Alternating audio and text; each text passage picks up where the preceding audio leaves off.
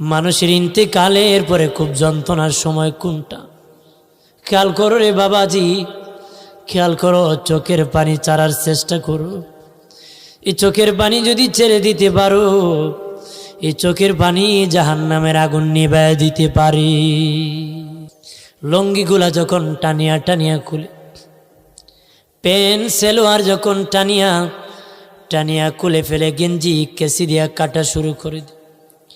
নবী বলেন, আয়েশা, আরে আয়েশা, তখন মুর্দার রুহু চিৎকার দিয়ে কান্দিয়া কয়, বাবা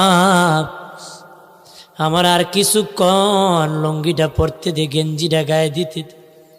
আলমিরাতে কত লুঙ্গি আছে, কত গেঞ্জি আছে, জীবনে তো আর কোনোদিন বাবা এগুলা গায়ে দিব না রে। আমাকে কিছুদিন, কিছু সময় এই লুঙ্গি আর এই গেঞ্জিটা পরতে দাও, জীবনে তো আর পরব না।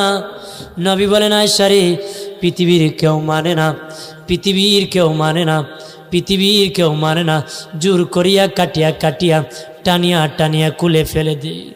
আর মুর্দার রূহ চিৎকার দিয়ে কান্নাকাটি করে রে আয়েশা, কিন্তু পৃথিবীর কেউ মানে না। নবী বলেন, আয়েশা, ইন্তেকালের পরে এই হলো প্রথম যন্ত্রণা। একটু চিল্লা জবান খুলে বলেন আল্লাহু আকবার। একটা মানুষ যখন মরণের সময় হয়ে যায়, মৃত্যুর সময় 500 ফেরেশতা তার দেহের উপর ঝাঁপিয়া পড়ে যায়। মৃত্যুর পরে 500 ফেরেশতা, মৃত্যুর সময় তার দেহের উপর 500 ফেরেশতা ঝাঁপিয়া পড়ে যায়। হাতের লাইন কেটে দেয়, পায়ের লাইন কেটে দেয়। বাবাজি যখন লাইন কেটে দেয়, পা নাড়া বন্ধ হয়ে যায়, হাত নাড়া বন্ধ হয়ে যায়, শরীর নড়াচড়া বন্ধ হয়ে যায়। রুহটা এখানে এসে যায়, রুহ কবজ করবে মালাকুল মউত। মুখ দিয়া পারে না, হাত দিয়া পারে না, জবান দিয়া পারে না, কান দিয়া পারে না। বাবাজি জবান দিয়া কবজ করতে চায়, জবান বলে না। যেই জবান দিয়ে আল্লাহর নাম জপেছে, নবীর প্রতি দুরূদ পড়েছে, কোরআন তেলাওয়াত করেছে,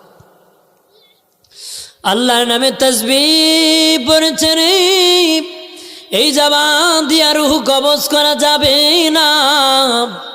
চায় কান দিয়া, কান বলে না না। যে কান দিয়া আজান শুনে মসজিদে গিয়েছি, মাহফিলে গিয়েছে, দিনের কাজে দিয়েছি, কান দিয়া পারবা না। হাত দিয়া চায়, হাত বলে না। হাত দিয়ে কালাম শরীফ ধরেছে, কোরআনে ধরেছে, হাদিস শরীফে ধরেছে, মানুষকে উপকার করেছে, এই হাত দিয়া কবজ করতে পারবা না। চায় পা দিয়া, পা বলে না না। এই পা দিয়া হাঁটিয়া মসজিদে মাহফিলে দিনের কাজে দিয়েছে, তার পাটা আল্লাহর কাজে ব্যবহার করেছে, এই পা দিয়া তার রূহ কবজ করতে পারবে না।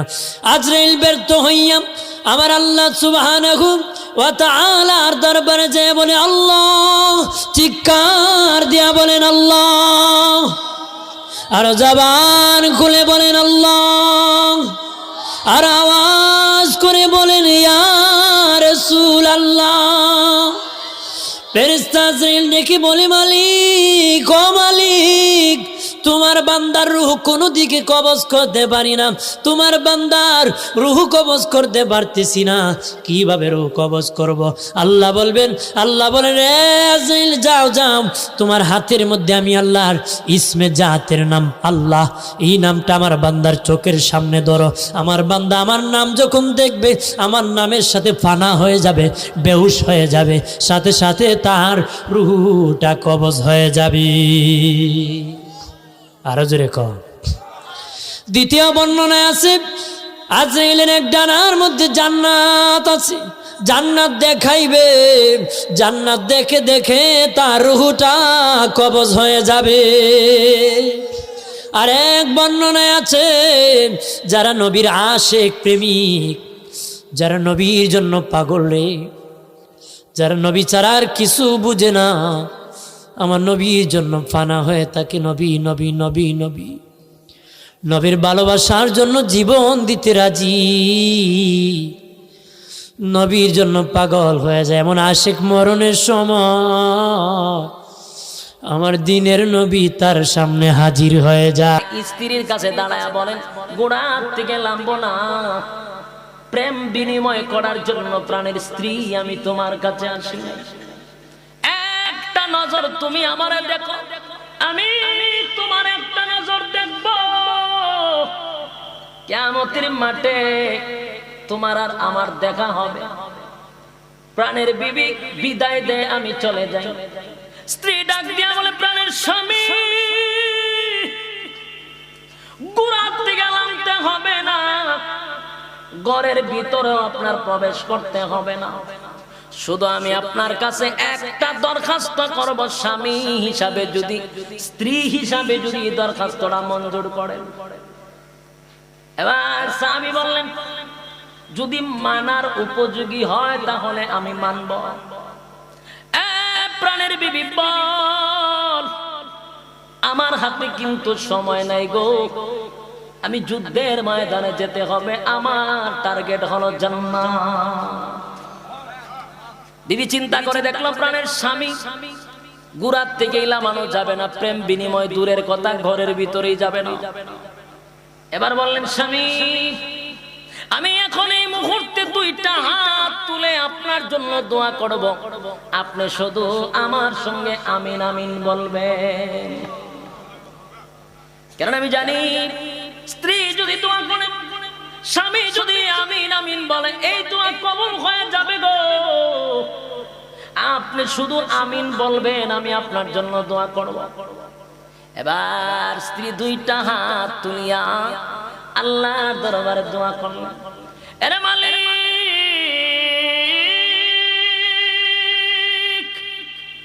আমার প্রাণের স্বামী বিবাহ হওয়ার পরে এখন পর্যন্ত আমার স্বামীকে আমি কাছে টানতে পারি না, আমার স্বামীকে আমি এখনো কাছে পাই না, শুধুমাত্র বিবাহ হয়েছে।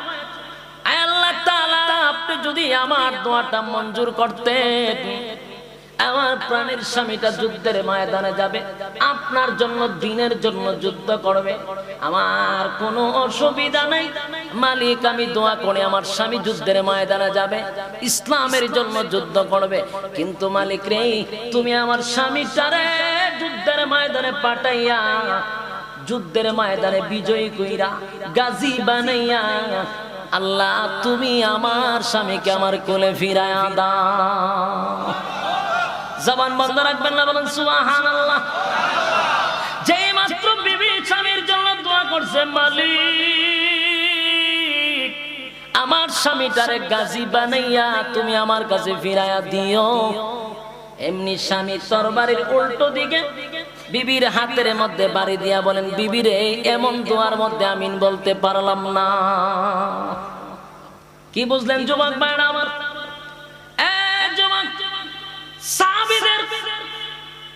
সাহাবীদের আদর্শ আমাদের মানা দরকার, সাহাবীদেরকে অনুসরণ করা আমাদের দরকার আছে না নাই?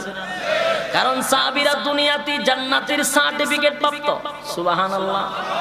দুনিয়ার থাকা অবস্থা আল্লাহ ঘোষণা দিবেন, তুমি জান্নাতি, তুমি জান্নাতি, তুমি জান্নাতি, জোরে জোরে কোন সুবহান। এমনি এমনি জান্নাত পায় নাই, এর রেজাল্ট এমনি এমনি ভালো হয় না। যৌবন কাল আল্লাহরে দিছে, বলুন কোন কাল আল্লাহরে দিছে? যৌবন কাল আল্লাহরে দিছে, বৃদ্ধ কাল নয়। ওই যুবক ডাক দিয়া বলেন, প্রাণের বিবি এই দোয়াতে আমি আমিন বলতে পারলাম না, এমন দোয়া বিবি তুই করিস না। কারণ আমার নবী যখন আমার নাম ঘোষণা করেছিল, 4 জনকে ডাকা হয়েছিল, 4 জনের মধ্যে 3 জনকে, 4 জনকে সেনাপতি বানানো হয়েছে। কয়জন রে? যুদ্ধের ময়দানে সেনাপতি কয়জন হয়? কথা কয় না দি? 1 জন হয়। জোরে কোন কয়জন? 1 জন সেনাপতি হয়। ওই যুদ্ধের 4 জন কেন বানাইলো? বোঝা গেল বাকি 3 জন শাহাদাত বরণ করবে, এর মধ্যে সন্দেহ নেই। যুবক ভাই, সাহাবায়ে কেরামরা যুবক ছিল, অনেক যুবকরা জান্নাতের টার্গেটে, তাদের মনের ভিতরে ছিল জান্নাত, জান্নাতের টার্গেটে সব কিছু ছেড়ে দিয়েছিল, শুধু একমাত্র জান্নাত ছিল তাদের টার্গেট। আল্লাহর নবী যখন ঘোষণা দিল, আমার সাহাবীরা শুন, আমার মালিক যৌবন কাল বান্দার পছন্দ করে, যৌবন কালটা বান্দার পছন্দ করে। এক যুবক নতুন বিবাহ করছিল, নতুন বিবাহ করার পরে যে মাত্র মাসর রাত্রে তার বিবির সঙ্গে দেখা করতে যাবে, ঠিক এই মুহূর্তে তার কানের মধ্যে একটা আওয়াজ আসলো, আল্লাহর নবী অমুক যুদ্ধে অংশগ্রহণ করতেছে, কে আছো রে যুবক ভাইরা, তাড়াতাড়ি যুদ্ধের ময়দানে উপস্থিত হও। যেই মাত্র এই কথাটা বলল, যেই মাত্র এই কথাটা বলল, এমনি সে বাসর করে না গিয়া তরবারিটা হাতে লইয়া ঘোড়ার উপরে লাফ দিয়া চলে গেল, যুদ্ধের ময়দানে চলে গেল। যুদ্ধের ময়দানে গিয়া দেখেন আল্লাহর হাবিব তার সাহাবায়ে কেরামদেরকে লইয়া যুদ্ধের প্রস্তুতি নিচ্ছিল। এমন সময় তার হাতে একটা চিঠি আসছে, চিঠি। সে চিঠিটা পড়া দেখে তার বউয়ের হাতের চিঠি। এ যুবক ভাই, দিলের কান্নাটা শুনেন, আল্লাহ বলেন পাহাড় পরিমাণ গুনাহ হলে মাফ করে দিব, সাগরের ফেনা পরিমাণ যদি গুনাহ হয় গো, আমি আল্লাহ তওবার কারণে মাফ করে দিব, কিন্তু শিরিক নামের গুনাহ যদি কারো ভিতরে যায়, আমি আল্লাহ তারে মাফ করব না। বিপদে পড়লে চাইবেন কার কাছে? মুসিবতের মধ্যে পড়লে আমরা চাইবো আল্লাহর কাছে। আর আল্লাহ বলেন যদি কোনো বান্দা বান্দি ফিরে আসে কোথার থেকে, গুনাহ থেকে, তওবা শব্দের অর্থ হইল ফিরে আসা। কোথার থেকে? গুনাহ থেকে। বলুন কোথার থেকে? গুনাহ থেকে ফিরে আসবে যৌবনকালে, যৌবনকালে, যৌবনকালে, যৌবনকালে। কারণ তিনটা কালের মধ্যে আমার আল্লাহ বলেন দুইটা কাল আমি মাইনাস করে দিলাম, একটা কালের হিসাব আমি কিয়ামতের মাঠে নিব, ওই কালটার নাম হলো যৌবনকাল। শিশুকাল আমি মাইনাস করে দিব, বৃদ্ধকাল আমি সার দিয়া দিব, কিন্তু যৌবনকালের হিসাব দিতে হবে। কথা কন? যুবক ভাই, এই জন্য ওয়াজগুলি বেশিরভাগ যুবকের কান পর্যন্ত পৌঁছে যাওয়া দরকার। আমি বারবার বলি ফিরে আসতে হবে যৌবনকালে, বৃদ্ধকালে নয়। আল্লাহ ঘোষণা দিয়েছেন যৌবনকাল তুই আমারে দে, আমি আল্লাহ তোরে এই পৃথিবীর 10টা পৃথিবীর সমান রাজত্ব দিব। কিন্তু আল্লাহ কইছে যৌবন কাল দিয়ে আমরা ঠেলাইয়া আল্লাহরে বুড়া কাল দিয়া দেই। আল্লাহ কোন কাল চাইছে? আমরা দেই বৃদ্ধকাল। এই বৃদ্ধকালে গিয়া বেচারা আস্তে আস্তে দাড়ি রাখে, বৃদ্ধকালে বেচারা টুপি লাগায়, বৃদ্ধকালে বেচারা মসজিদও যায়, বৃদ্ধকালে বেচারা পাঁচ ওয়াক্ত নামাজ পড়ে। কিছুদিন যাওয়ার পরে যায় মক্কায় গিয়া নাম পালায় হাজী সাহেব, দেশ হয় আগের মতো ভাজি। যুবক ভাই, সাহাবায়ে কেরামরা যুবক ছিল, অনেক যুবকরা জান্নাতের টার্গেটে, তাদের মনের ভিতরে ছিল জান্নাত, জান্নাতের টার্গেটে সব কিছু ছেড়ে দিয়েছিল, শুধু একমাত্র জান্নাত ছিল তাদের টার্গেট। আল্লাহর নবী যখন ঘোষণা দিলেন, আমার সাহাবীরা শুন, আমার মালিক যৌবন কাল বান্দার পছন্দ করে, যৌবন কালটা বান্দার পছন্দ করে। আল্লাহ রাব্বুল আলামিন বলেন জাহান্নাম মানুষকে ধরার জন্য উট পেতে বসা থাকবে। যুবক ভাই, শুধু এখানেই নয়, জাহান্নাম উট পেতে বসা থাকবে সীমা লঙ্ঘনকারীদেরকে শাস্তি দেওয়ার জন্য। যুগের পর যুগ সেখানে শাস্তি দেওয়া হবে। আর আল্লাহ বলেন এমন তো অবস্থায় জাহান্নামীরা পিপাসা যখন লাগবে, আল্লাহ বলেন ইল্লা হামিমা ওয়া গাসসাকা, এমন একটা পানি দিব বান্দা, দুনিয়াতে গরমের সময় ঠান্ডা পানি দিয়েছিলাম, ঠান্ডার সময় গরম পানি, এত নিয়ামত পাওয়ার পর আমি আল্লাহর নাফরমানি করছস। আর শুন, জাহান্নামে এমন নিয়ামত পাবি না, ইল্লা হামিমা ওয়া গাসসাকা, এমন একটা পানি দিব গো, যেই পানিটা হবে শরীরের রক্ত পুজ আর বিষাক্ত পানি, এটা আমাদেরকে পান করাবে। পান করানোর পরে বাংলা যখন চিৎকার দিবে, আল্লাহ তখন উত্তর দিবে জাযাউ ইফাকা, বান্দা তোর কৃত কর্মের পূর্ণ ফল। কথা কি বুঝতেছি? কথা বুঝতেছি? কাদের কাদের টার্গেট জান্নাত, হাত তুলে দেখায়া দেয়। লিল্লাহি তাকবীর। কি সুন্দর নাম, খাদিজা বললে ভালো লাগে না? প্রথম নারী যিনি কালিমা পড়ে ইসলাম ধর্ম গ্রহণ করেছেন, আমাদের আম্মা জান, বিশ্বনবীর প্রথম বউ।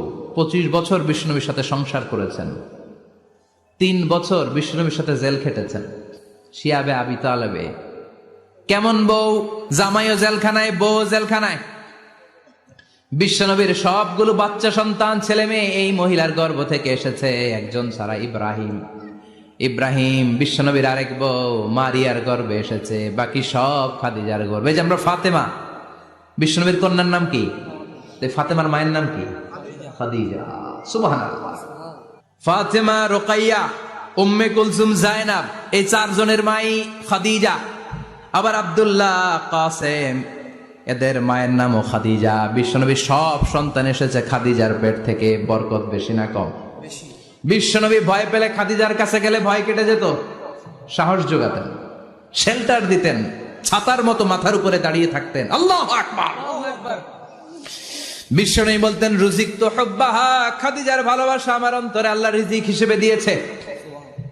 আবার বিশ্বনবী বলতেন, আল্লাহ যেই কিয়ামতের দিন বন্ধু বন্ধুরে চিনবে না, ভাই ভাইরে চিনবে না, কেউ কাউরে চিনবে না, ওই কঠিন দিনে আমি আমার খাদিজারে যেন ভুলে না যাই, আমার খাদিজারে যেন দেখা মাত্রই চিনতে পারি এটা আমার খাদিজা। খাদিজাকে নিয়ে মা আয়েশা একদিন একটা কটু কথা বলেছিল। ও নবী, কবে আপনার এই বুড়ি মহিলা, বুড়ি বউ খাদিজা ইন্তেকাল করেছে, তারপরে কত সুন্দরী সুন্দরী বউ আমরা এসেছি, আমার ভালো লাগে না? খালি বুড়ির কথা কম কেন? খালি ওই বুড়ির কথা স্মরণ করেন। আমরা আছি, আমাদের দিকে তাকান, আমরা কত সুন্দরী, আমরা কত ভালো। বিশ্বনবী রেগে গেলেন, মা আয়েশাকে এইভাবে ধরলেন। জীবনে কোনোদিন কোন স্ত্রীর গায়ে হাত তোলে নাই, শুধু ওই দিন মা আয়েশাকে এইভাবে ধরেছিলেন আর বলেছিলেন, আয়েশা খবরদার জীবনে এই কথা বলবা না, আমার খাদিজা আমার বিপদের দিনের সঙ্গিনী, তোমরা আমার সুখের দিনের সঙ্গিনী, তোমরা কেউ আমার সাথে জেল খাটো নাই, খাদিজা আমার সাথে জেল খেটেছে 3 বছর। কয় বছর? কি মহিলা ছিল! বিশ্বনবীকে সবসময় আগলে রেখেছে, শেল্টার দিয়েছে, প্রতিভক্ত ছিল। খাবার নিয়ে বিশ্বনবীর জন্য এদিক সেদিক যেতেন, বিশ্বনবী না আসলে খেতেন না। বিশ্বনবীকে কলিজার চাইতো বেশি ভালোবাসতো, পতি যা বলবে তাই শুনতো। ও মায়েরা, খাদিজাতুল কুবরার জীবনী থেকে আপনাদের জন্য শিক্ষা হলো প্রতিভক্তি। কি ভক্তি? এখন প্রতিভক্তি নাই, আমরা করি নারী ভক্তি। এখন নারী নির্যাতন কমে গেছে বাংলাদেশে, বেড়ে গেছে পুরুষ নির্যাতন। কথা কন। এখন আমরা ভক্তি করা লাগে, আমরা ভক্তি না করলে ঘরে খাওয়ান নাই, এরকম ঝামেলা আছে না নাই? কথা বলেন। মায়েরা, বোনেরা, আপনার স্বামী যদি আপনার উপর নাখোশ থাকে, আপনার এবাদত আপনাকে বাঁচাতে পারবে না। বিশ্বনবী ফাতেমাকে বললেন, ফাতেমা তুমি বিশ্বনবীর মেয়ে হতে পারো, কিন্তু আলী যদি তোমার উপর নাখোশ থাকে, তোমার সব শেষ, সব শেষ। আবার বিশ্বনবী বললেন, আমি যদি এক আল্লাহ ছাড়া কারো সামনে মাথাটা নত করার বিধান দিতাম, এক আল্লাহ ছাড়া যদি কাউকে সেজদা করতে আমি বলতাম, আমি দুনিয়ার সব নারীদের বলতাম স্বামীর পায়ে সেজদা দিয়ে পড়ে থাকো। কি সম্মান আল্লাহ দিলেন স্বামীকে! আপনার জান্নাত আপনার স্বামীর ভেতরেই। স্বামীকে সন্তুষ্ট করেন, স্বামীর আনুগত্য করেন, দেখবেন ফ্যামিলিটা সুন্দর হবে।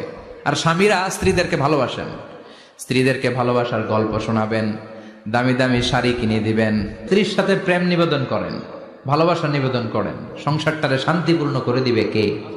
তার মানে খাদিজাতুল কুবরার জীবনী থেকে শিক্ষা কি? বললা গেছি, কি শিক্ষা?